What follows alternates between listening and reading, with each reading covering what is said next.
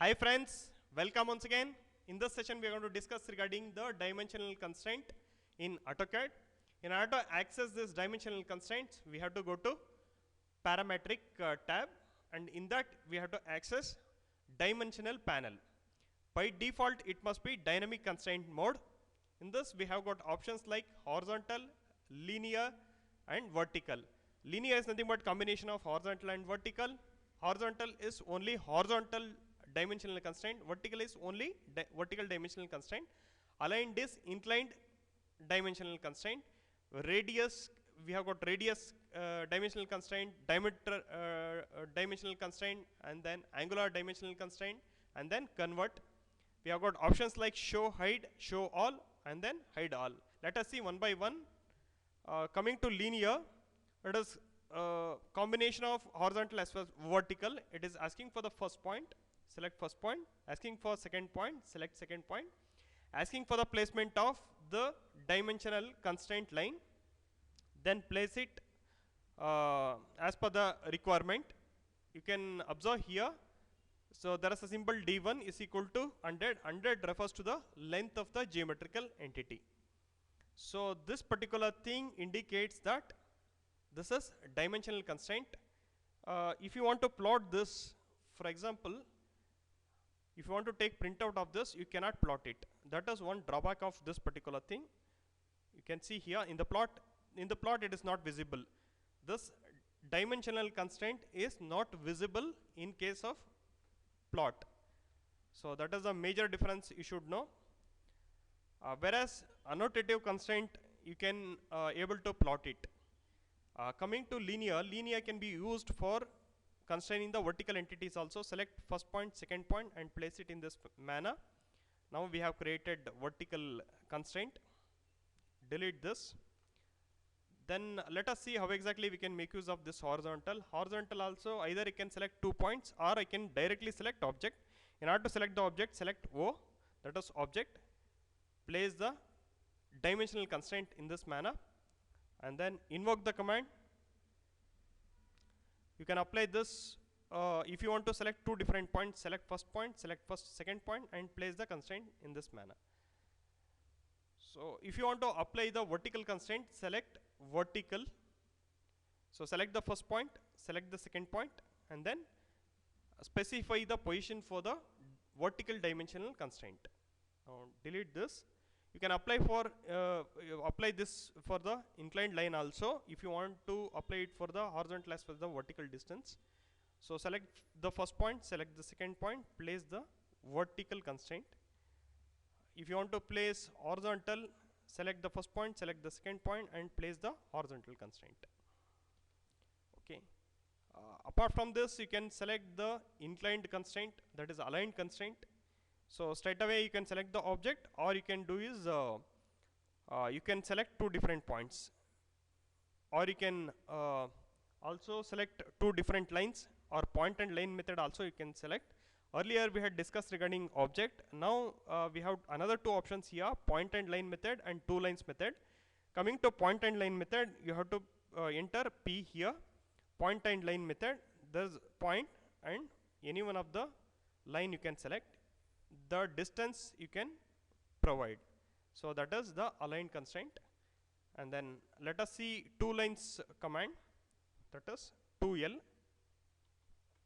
2L, it is asking for the first line. Now provide the second line. So whatever point you are clicking, from that point the distance would be calculated, the constraint is going to be generated. Now specify the placement of the vertical constraint. You can observe here the distance would be maintained and the orientation with reference to the first geometrical entity, the second geometrical entity got oriented as per the requirement. Okay, so that is about aligned constraint.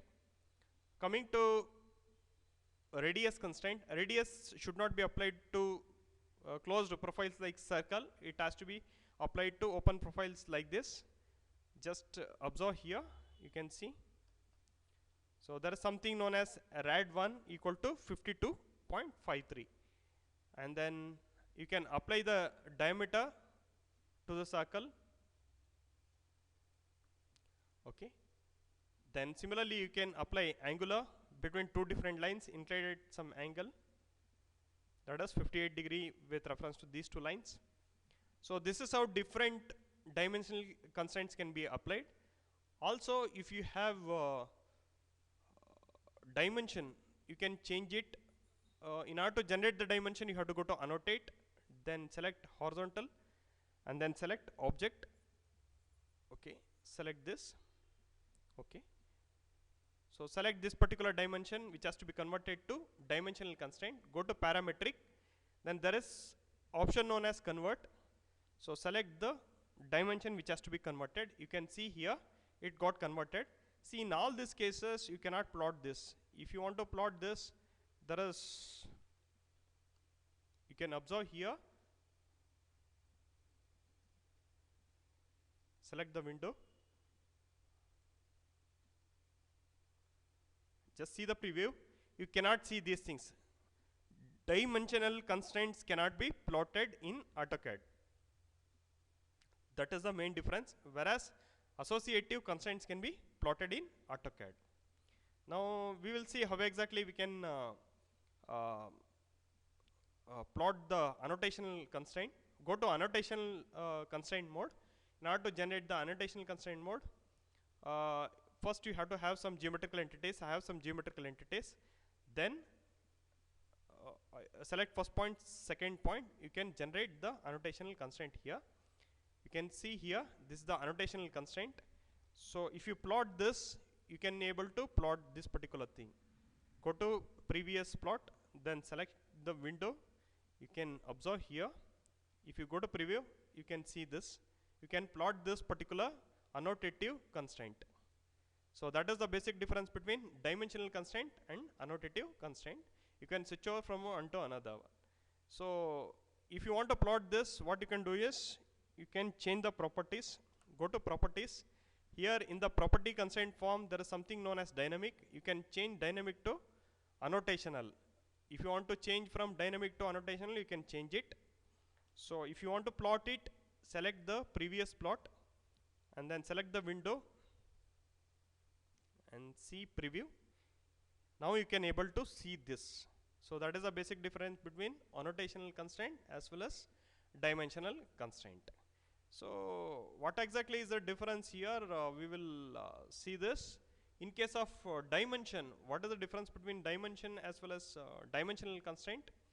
In case of dimension, suppose there is a geometrical entity. I want to dimension this.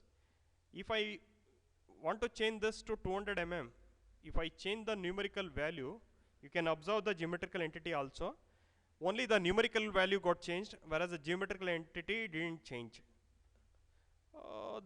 There is something known as grips here.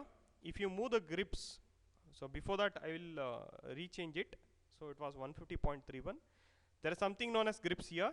If you move the grips, you can observe here the geometrical dimension, the dimension which is associated with the geometrical entity is also changing. By changing the location of the grips, you can change the dimension which is associated with the geometrical entity. So if I change the dimension, the geometrical entity size is not getting changed. If I change the geometrical entity using grips, I can able to change the dimension which is associated with this geometrical entity. That is the main difference between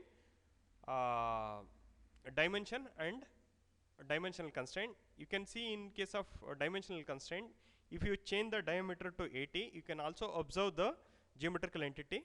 Now you can see dimensional, if I change the dimensional constraint, the geometrical entity which is associated with the dimensional constraint is also changing. One thing is dimensional constraint is I am changing, along with that I am changing the geometrical entity. In the earlier case we saw, if I change the dimension, I was not able to change the geometrical entity. In this case, I am changing the dimensional constraint. Along with that, I am changing the geometrical entity also. That is the main difference between dimensional constraint and then dimension. That's all for today. Keep watching, subscribe to our videos. Thank you very much.